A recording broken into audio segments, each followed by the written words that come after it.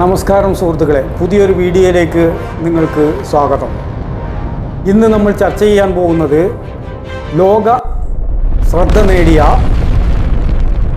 ഒരു വലിയ വാർത്തയെക്കുറിച്ചാണ്.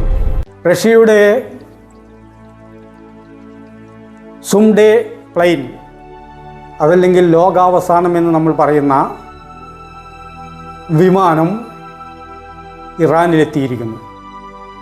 എന്തൊക്കെയാണ് ഈ വിമാനത്തിൻ്റെ പ്രത്യേകത എന്നും നമുക്ക് അറിയാവുന്ന ഏതൊക്കെ കാര്യങ്ങളാണ് ഇതിൽ ഉള്ളത് എന്നും നമുക്കൊന്ന് വിശകലനം ചെയ്യാം. ഒരുപാട് ആളുകൾ എന്താണിത്, ഒരു സാധാരണ യാത്രാ വിമാനമല്ലേ ഇത്? ഈ വിമാനത്തിൻ്റെ പേര് ടൂപോലേവ് എന്നാണ് യഥാർത്ഥ പേര്. ഇത് ഒരു യാത്രാ വിമാനമായി കാണരുത്, അതല്ലെങ്കിൽ ഒരു സാധാരണ യുദ്ധവിമാനമായിട്ട് നാം കാണരുത്. ഇത് ഒരു പറക്കും കമാൻഡ് പോസ്റ്റാണ്.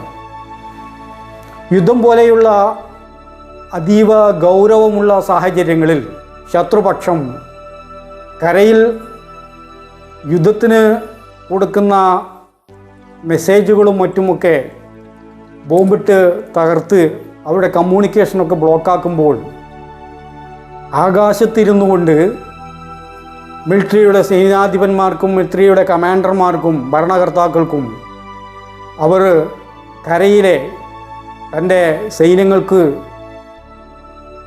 കൊടുക്കേണ്ട മെസ്സേജുകളും കൊടുക്കേണ്ട നിർദ്ദേശങ്ങളും കൊടുക്കാനുള്ള ഒരു പ്രത്യേക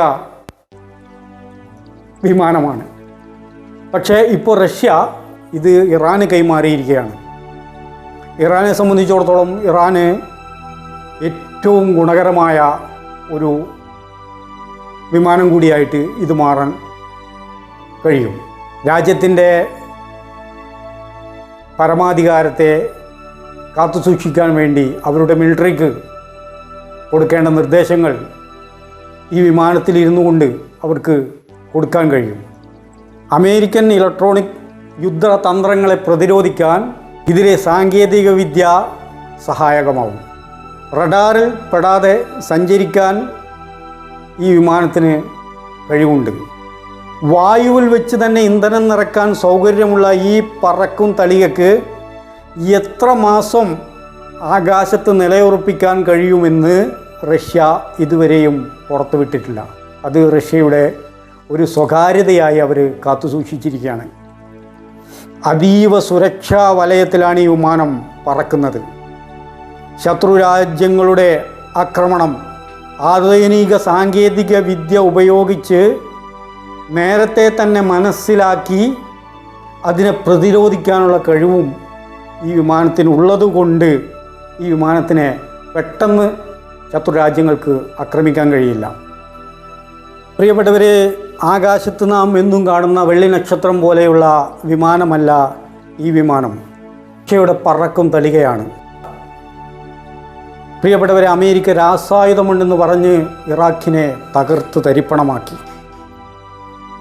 അഫ്ഗാനിസ്ഥാനിൽ ചെന്ന് യുദ്ധം ചെയ്ത് അവസാനം അഫ്ഗാനിസ്ഥാനിലുള്ള ഗറില്ലകളോട് തോറ്റ് തുന്നമ്പാടി മടങ്ങിയോടി. വിയറ്റ്നാമിലെ കർഷകരോട് അമേരിക്ക തോറ്റ് തുന്നമ്പാടി മടങ്ങിപ്പോകേണ്ടി വന്നു. ലോകത്ത് നടക്കുന്ന എല്ലാ യുദ്ധങ്ങളിലും അമേരിക്കയ്ക്ക് പങ്കുണ്ട്. അമേരിക്ക പങ്കില്ലാത്ത ഒരു യുദ്ധവും ലോകത്ത് ഇന്നേ വരെ നടന്നിട്ടില്ല. ഇന്ത്യ അടക്കമുള്ള 9 രാജ്യങ്ങളിൽ അണുവായുധ ശേഖരണം ഉണ്ട് എന്നാണ് ഐക്യരാഷ്ട്രസഭയുടെ കണക്ക്. പക്ഷേ ഈ ആയുധം പ്രയോഗിച്ച ഒരേ ഒരു രാജ്യം അമേരിക്ക മാത്രമേ ഉള്ളൂ. അവർ ഇനിയും അത് പ്രയോഗിക്കും. മറ്റുള്ള രാജ്യങ്ങളിലൊന്നും പെട്ടെന്ന് അത് പ്രയോഗിച്ചോളണമെന്നില്ല. അവരവരെ സേഫ്റ്റിക്ക് വേണ്ടിയാണ് അത് ഉപയോഗിക്കുന്നത്. പക്ഷേ ഇവരിനിയും ചിലപ്പോൾ നിസ്സഹായരായ ജനതയുടെ തലയ്ക്ക് മുകളിൽ കൊണ്ടുചെന്ന് അത് ഇനിയും പ്രയോഗിച്ചെന്ന് വരും. യുദ്ധം എന്നത് ഒരു ശാപമാണ്. നിരപരാധികളാണ് കൊല്ലപ്പെടുന്നത്. സ്ത്രീകളും കുട്ടികളും ഉൾപ്പെടെ ഒരുപാട് പേർ ജീവിതത്തിൻ്റെ അന്ധകാരത്തിലേക്ക് തള്ളപ്പെടുന്നു. മരിച്ചവർക്കറിയില്ല പ്രിയപ്പെട്ടവരെ, എന്തിനാണ് അവർ കൊല്ലപ്പെടുന്നത് എന്ന്.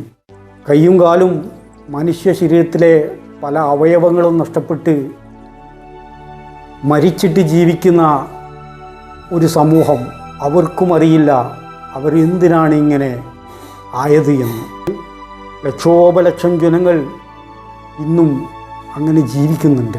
ഉറ്റവരും ഉടയവരും പെറ്റുവീണ കുടിലും നഷ്ടപ്പെട്ട് കണ്ണുനീരോടെ കഴിയുന്ന കോടിക്കണക്കിന് ജനങ്ങൾ. പക്ഷേ ഒരു കാര്യം പറയാം, അവരുടെ കണ്ണുനീരിന് വിലയുണ്ട്. കാലം കണക്ക് ചോദിക്കാതെ ഒരാളെയും ഈ ഭൂമിയിൽ നിന്ന് കൊണ്ടുപോയിട്ടില്ല എന്ന് ഞാനിവിടെ സൂചിപ്പിക്കാൻ ആഗ്രഹിക്കുകയാണ്. വീഡിയോ ഇഷ്ടപ്പെട്ടാൽ ചാനൽ സബ്സ്ക്രൈബ് ചെയ്യാനും നിങ്ങളുടെ കൂട്ടുകാർക്ക് ഷെയർ ചെയ്യാനും മറക്കരുത്. നന്ദി, നമസ്കാരം.